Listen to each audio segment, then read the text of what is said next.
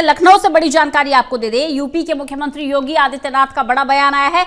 बिना लेन देन के हो रही है नियुक्तियां। बड़ी जानकारी इस वक्त की आपको दे दें, सीएम योगी आदित्यनाथ का नव नियुक्ति अध्यापकों से सीधा संवाद, जिसमें उन्होंने ये बड़ी बात कही। सीएम योगी ने 436 नव नियुक्त अध्यापकों को नियुक्ति पत्र भी दिए। की योजना स्टेट गवर्नमेंट ने अपनी लागू की है। हर एक जनपद के स्थानीय उत्पाद को आगे बढ़ाने में बहुत बड़ा योगदान हमारा हो सकता है और उसमें नए स्टार्टअप स्थापित करने में हम अपना योगदान दे सकते हैं। पढ़ा लिखा नौजवान है, स्वयं का कारोबार करना चाहता है, हम उसमें अपना योगदान दे सकते हैं, उसको बता सकते हैं, उसको गाइड कर सकते हैं, उसको वहां तक पहुंचाने का योगदान दें। लेकिन ये तभी जब हम शासन की योजनाओं के बारे में जानकारी रखते हों और हमें अपने विद्यालयों में इसके बारे में कार्य करना होगा।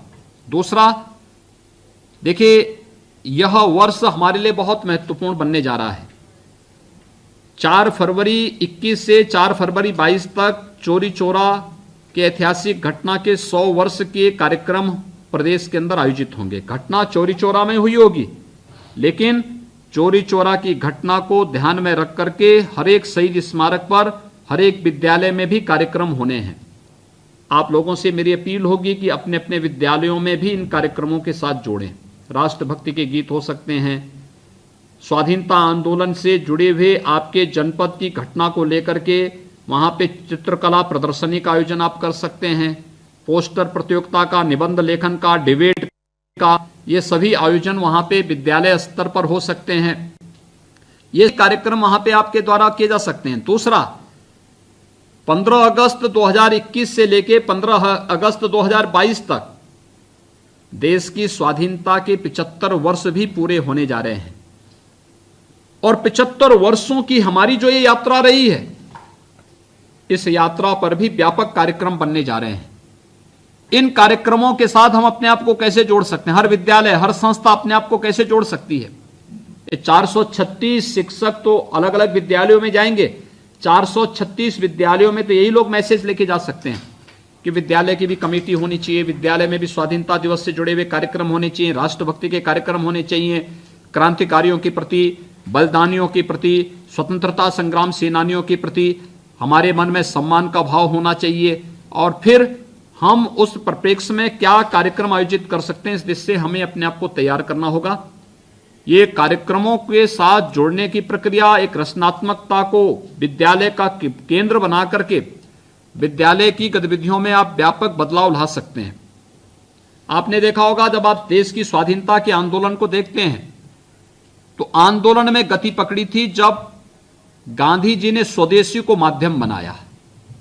स्वदेशी का, ग्राम स्वराज का और स्वच्छता का, ये 3 आधार बहुत महत्वपूर्ण हैं।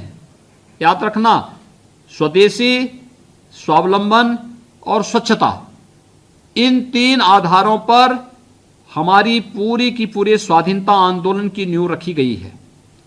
अब इन 3 आधारों को लेकर के हम आज के परिप्रेक्ष्य में बहुत काम कर सकते हैं और मैं चाहूंगा कि इसको लेकर के अभी से नए प्रयास प्रारंभ किए जाने की आवश्यकता है।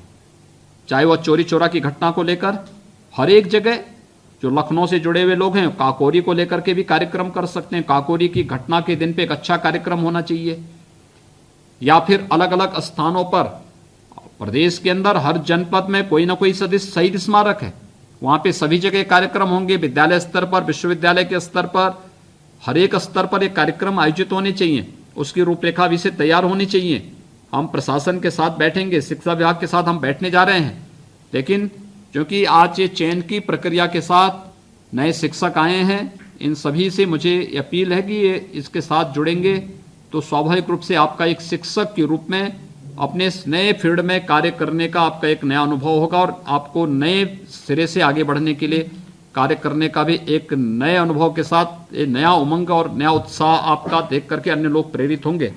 मैं इस अवसर पर एक बार फिर से जितने भी हमारे शिक्षक आज चयनित हुए हैं, इन 436 प्रवक्ता और सहायक अध्यापकों को मैं हृदय से अपनी बधाई देता हूं। हम लोगों ने प्रयास किया है कि प्रदेश के अंदर जिन विद्यालयों में अभी तक शिक्षक नहीं पहुंच पाए हैं, वहां पर हम लोग निश्चित मानदेय पर शिक्षक रख करके वहां पे बच्चों के लिए उनके पठन पाठन में किसी प्रकार का कोई डिस्टरबेंस न हो, इसके लिए उस प्रक्रिया को आगे बढ़ाया गया है। लेकिन ये 436 नए शिक्षक आने से काफ़ी बड़ी समस्या का समाधान होगा और मैं विश्वास के साथ कह सकता हूं कि हम लोग आने वाले समय में और बेहतर करने का प्रयास कर पाएंगे। एक बार फिर से 436 प्रवक्ता और सहायक अध्यापकों के नियुक्ति पत्र वितरण के लिए मैं माध्यमिक शिक्षा विभाग को हृदय से धन्यवाद देता हूं। 9 चयनित शिक्षकों को हृदय से बधाई देते हुए उनके सभी परिवारजनों के प्रति, उन सब के प्रति मैं अपनी शुभकामनाएं भी देता हूं। धन्यवाद। जय हिंद।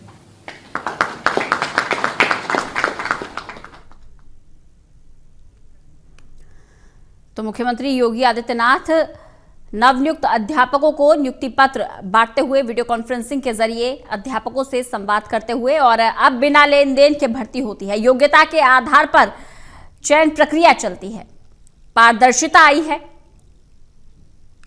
10,768 पदों का अध्यापन भेजा था लोक सेवा आयोग ने। अभी हमारे पास 3,455 पदों पर परिणाम घोषित हो गया है। लगभग 7,000 पदों